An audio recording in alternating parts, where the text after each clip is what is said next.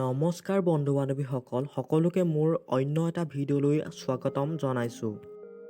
আচলতে এটা বিশেষ টুইট ছ'চিয়েল মিডিয়াত ভাইৰেল হৈ পৰিছে।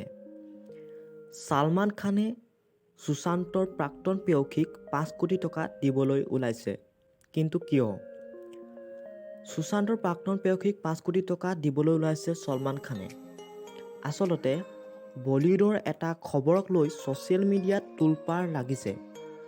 বলিউডৰ ভাইজান খ্যাত ছালমানে নিজৰ এটা শ্ব'ৰ বাবে নিৰ্বাচন কৰিছে প্ৰয়াত সুশান্ত সিং ৰাজপুতৰ প্ৰাক্তন প্ৰেমিকাক। ভাইজানে অভিনেত্ৰীগৰাকীক এদিনৰ বাবে 5 কোটি টকা পাৰিশ্ৰমিক দিব বুলিও খবৰ ওলাইছে। এই খবৰ পোহৰলৈ অহাৰ পাছতেই সকলোৰে মাজত হইচই লাগিছে। ছলমানক লৈ প্ৰশ্নও উঠা দেখা গৈছে।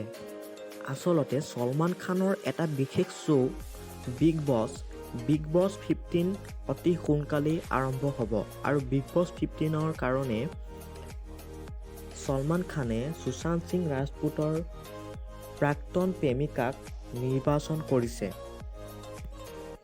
সেই শ্ব'টোত ৰিয়াৰ দৰে বহুতো প্ৰতিযোগী থাকিব। তেওঁলোকৰ সকলোৰে দৰে ৰিয়া চক্ৰৱৰ্তীকো বিভিন্ন ধৰণৰ কাম দিয়া হ'ব।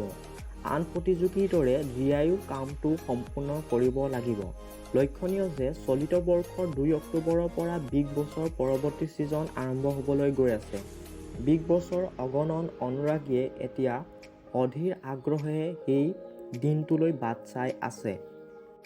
বন্ধু বান্ধৱীসকল, আপোনালোকে কোনে কোনে বিগ বছ চাই ভাল পায় এটা কমেণ্ট কৰিব আৰু ভিডিঅ'টো ভাল লাগিলে যদি ভিডিঅ'টোত এটা লাইক কৰিব আৰু চেনেলটিলৈ নতুনকৈ আহিছে যদি চেনেলটোক ছাবস্ক্ৰাইব কৰি কাষতে থকা বেল আইকনটো অল নটিফিকেশ্যন কৰি প্ৰেছ কৰি ল'ব।